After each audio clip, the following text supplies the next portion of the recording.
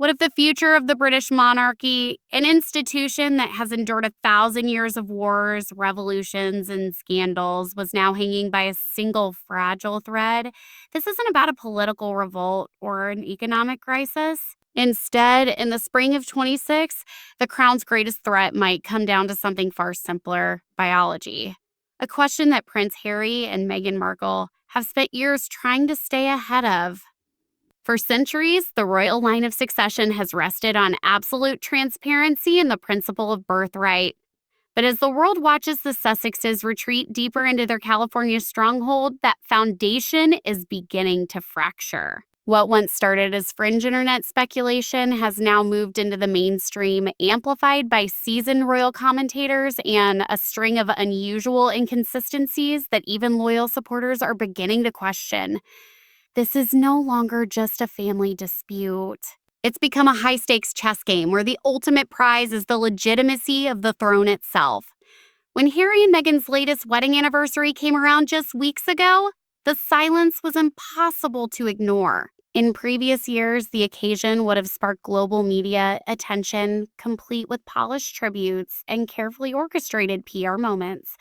This time, there was nothing. No public acknowledgement from King Charles, no messages from the Prince and Princess of Wales, and strikingly, not even a word from the Sussexes themselves. It didn't feel like a private celebration. It felt more like a moment of realization that their royal shine may finally be fading. Meghan, typically so skilled at navigating the media spotlight, remained entirely absent. Harry, once Britain's most beloved royal, appeared more like someone trapped in a situation of his own making. The world didn't just grant them privacy, it began to respond with indifference. But that wasn't the full picture. While attention was focused on the silence for a so-called UFO royal tour of Australia were already underway, a move many interpret as a last-ditch effort to maintain relevance as their official ties to the monarchy continue to unravel. The atmosphere shifted permanently in late 2025 when King Charles took an unprecedented step by formally beginning the process of removing Prince Andrew's titles and style. The message was unmistakable: no one is beyond consequence. A powerful precedent had been set. If the Queen's own son could be stripped of his royal status and dignity, what did that imply for a son who had stepped away and relocated across the Atlantic? That precedent now looms over every move Harry and Meghan 2026. It signaled that the monarchy is no longer willing to simply wait things out. The palace's patience has given way to a precise, legalistic approach focused on safeguarding the institution. And it was within this atmosphere of uncertainty that Angela Levin chose to unleash her most explosive claim yet. Levin isn't just another commentator. She's someone who has spent decades within the royal circle. When she speaks, people within the establishment pay attention. Recently, she moved beyond subtle hints and began openly demanding answers, bringing attention to the one issue the Sussexes have long tried to avoid: the legal legitimacy of Archie and Lilibet. The British Constitution is clear on the matter. Anyone in line for the throne must be aborted of the body. Levin's concerns weren't framed as mere gossip. They directly questioned the legality of the line of succession itself. She highlighted the absence of transparent medical documentation and the complete break from royal tradition, suggesting these weren't just personal decisions but potential warning signs. Why, she asked, were the doctor's signatures missing from the traditional palace announcement? Why was there confusion and delay surrounding the details of the births? If even the slightest doubt exists regarding the biological origins of these children, their positions in the royal line wouldn't just be challenged. They could be renderedly invalid. To understand just how shocking this is, it's important to consider the history of royal births. For generations, the Lindo wing appearance has been the benchmark of royal transparency. Figures like Princess Diana and Kate Middleton stepped out before the public just hours after giving birth, presenting the new heir to the world. It's a demanding tradition, often criticized, but one that serves a critical constitutional purpose. It reassures the public that the line of succession is secure. Historically, the Home Secretary was even required to witness royal births to confirm their legitimacy. While that rule has since evolved, the principle of transparency remained intact. But when Meghan entered the picture, that entire script was abandoned. There were no hospital photo opportunities, no clear medical briefings, and conflicting reports about when and where the births occurred. This went beyond a desire for privacy. It was a complete information blackout. As these concerns gained traction, theories once confined to obscure corners of the internet began surfacing in mainstream discussions. Observers pointed to inconsistencies in Meghan's appearance, changes in her silhouette, or moments where she appeared unusually mobile, like squatting in high heels while reportedly 8 months pregnant. While Harry has often brushed these claims aside as cruel or even racially motivated conspiracies, the absence of a straightforward traditional birth announcement created the exact void in which such theories could grow. In the royal world, secrecy undermines legitimacy. By choosing to break from convention, the Sussexes unintentionally created a mystery, one that now threatens the very titles their children hold. If those births didn't meet the aborn of the body requirement, then under existing law, those children would not be eligible to inherit royal titles like prince or princess, nor would they have a rightful place in the line of succession.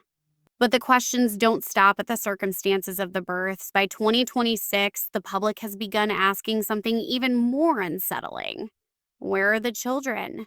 While the children of Prince William and Catherine are regularly seen at public events, growing up visibly within a framework of duty, Archie and Lilibet have become almost entirely absent from public view. Beyond a handful of grainy images or carefully curated Netflix footage, they remain unseen.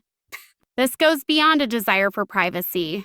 It feels like a complete withdrawal from public life, something that sits uneasily with claims of royal status. Child in the line of succession isn't just a private individual, they represent part of the nation's future.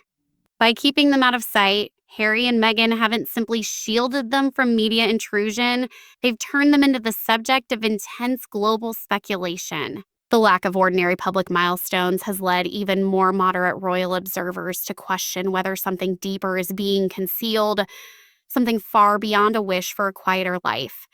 Prince Harry's response to this growing scrutiny has been anything but measured. Rather than presenting clear evidence that could definitively silence critics, he has repeatedly turned to legal action.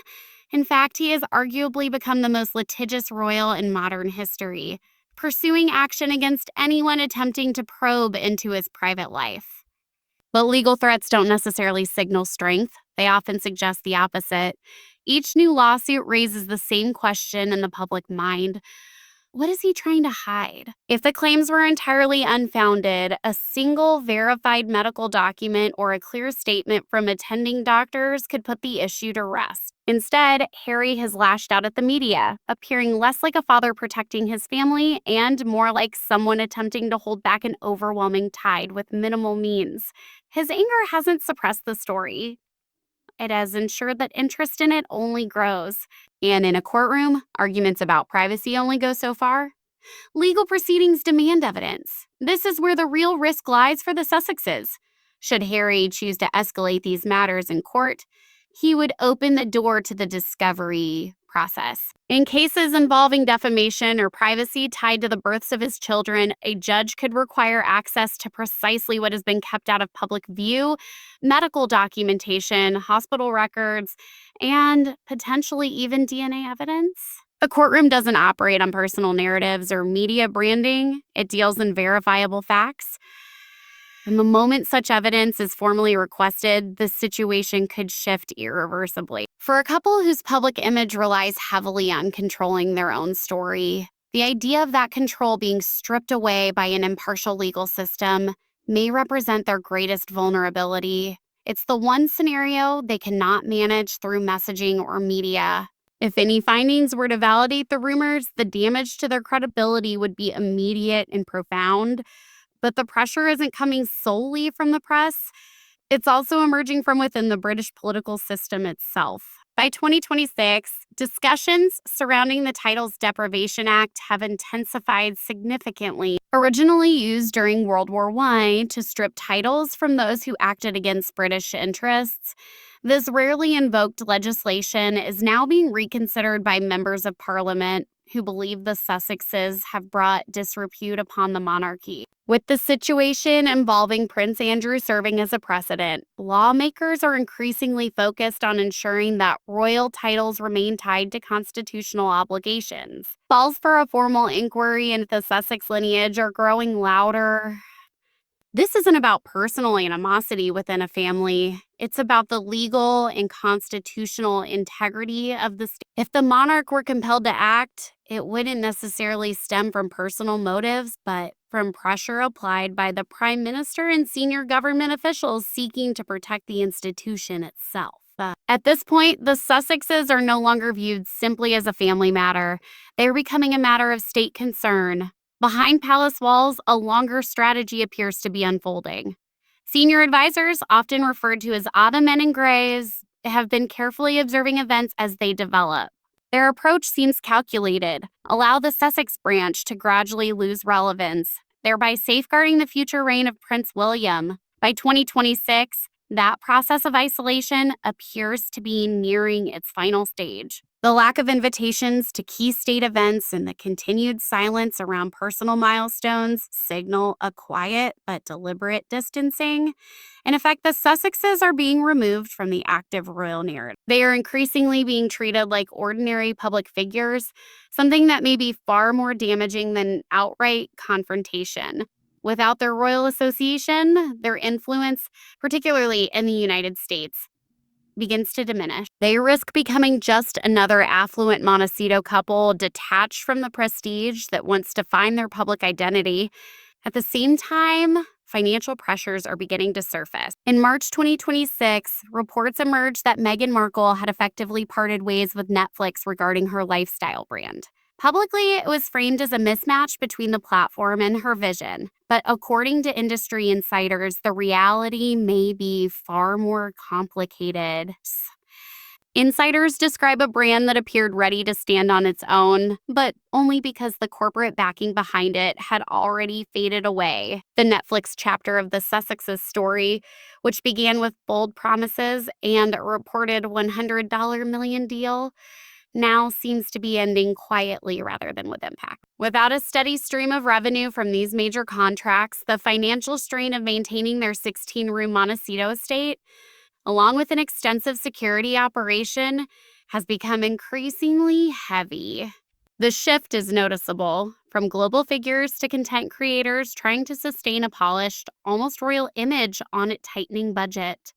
Meghan's move into the lifestyle space with American Riviera Orchard was intended to mark a strong return. It was positioned as a royal world equivalent to a luxury lifestyle brand. But by mid-2026, the venture struggled to gain real traction. The challenge is simple. You can't market authenticity when your own story is being questioned. When a brand leans heavily on prestige and elite connections, yet those same connections are fading or under scrutiny, the result can feel hollow. Consumers hesitate. After all, few are eager to invest in products tied to a title that may not even endure. The stark reality is this. Without the firm grounding of royal legitimacy, Harry and Meghan risk blending into the background as just another celebrity couple in a place full of them. Their once compelling narrative has largely been told, and public attention has begun to drift elsewhere. And at the center of all of this are the children, Archie and Lilibet. They are the only truly blameless figures in what has become a complex constitutional controversy. Regardless of the circumstances surrounding their births, they now stand at the heart of a situation they never chose. If any allegations were ever formally confirmed, the consequences for them could be severe. They could become the first figures in royal history to lose titles, not because of their own actions, but due to decisions made by their parents. That's a profound weight for any child to carry, and one Harry, of all people, might be expected to understand. He has spent much of his life criticizing the pressures of the institution, yet his current path may place his children in an even more uncertain position than the one he experienced. If in time they come to see their identities as part of a broader narrative that unraveled, the emotional impact within the family could run deeper than any media coverage. As 2026 unfolds, the space for explanation is shrinking. A single definitive step, a simple test, could resolve the speculation entirely. Harry could choose to provide clear proof and bring the discussion to an immediate end. The fact that this hasn't happened and that the response has instead leaned toward legal battles, frustration, and withdrawal inevitably fuels further questions. In royal circles, silence is rarely interpreted as composure, more often invites suspicion. And increasingly, the public is no longer willing to overlook the uncertainty.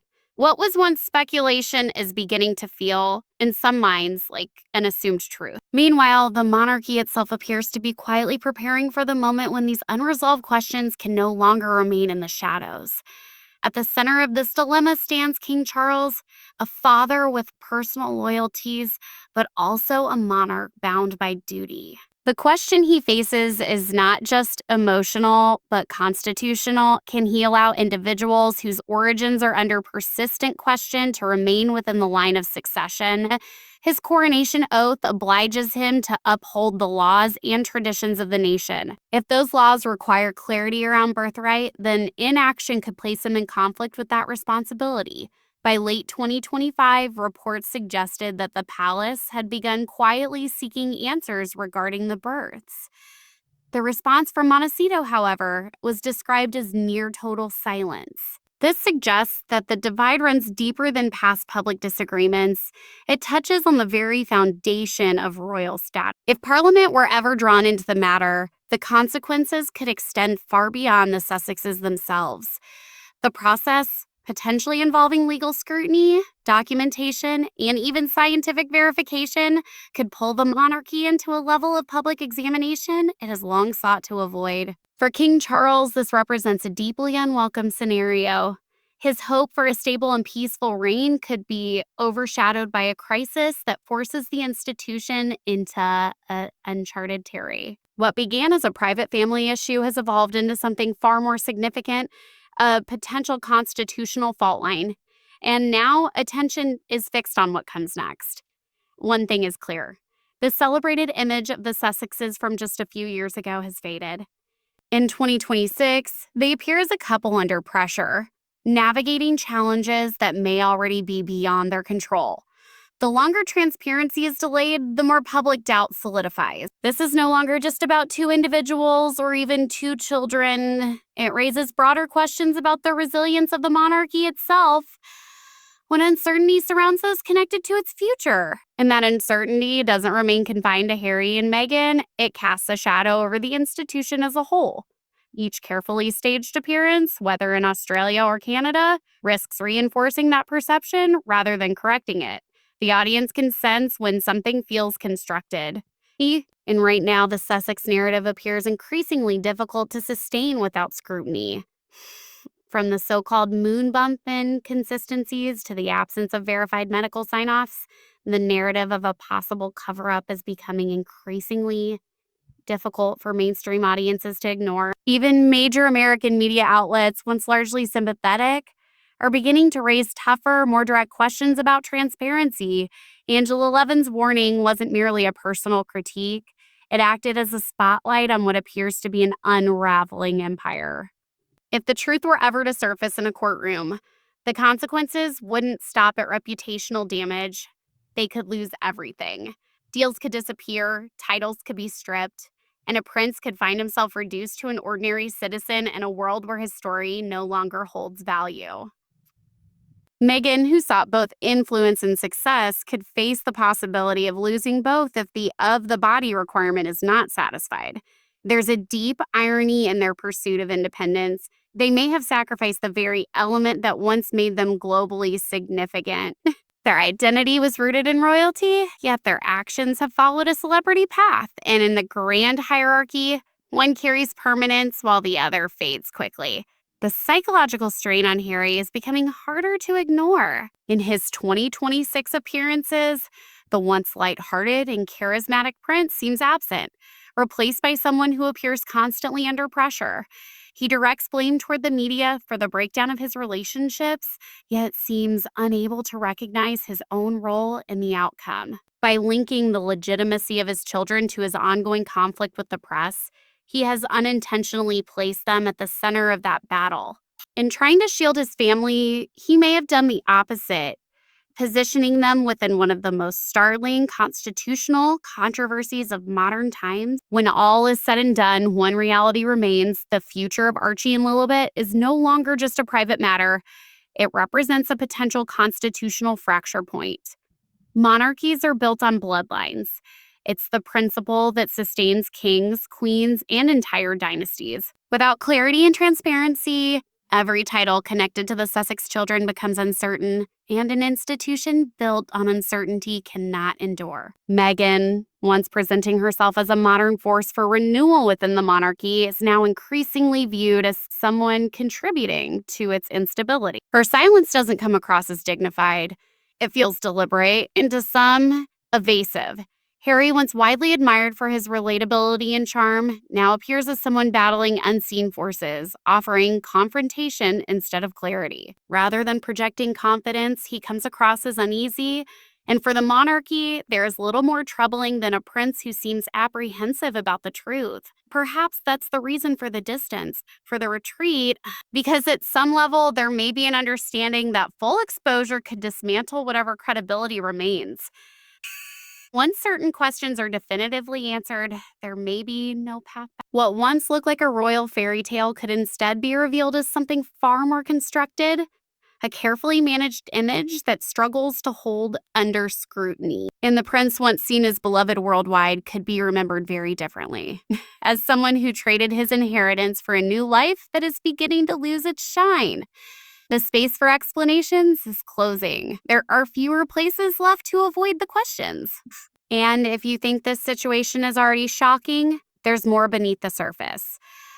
On Star Spotlight, we've already explored how the king's actions regarding Prince Andrew may have served as a blueprint for how the palace could approach the issue of the Sussex children's titles. That analysis connects the dots, revealing just how far-reaching this situation could become and why that precedent may ultimately define the outcome for Harry and Meghan. Watch that breakdown to understand why what appears to be a fresh start may actually signal something very different. Because the crown is already in motion, legal teams are preparing, and whatever the truth may be, it may not stay hidden for much longer.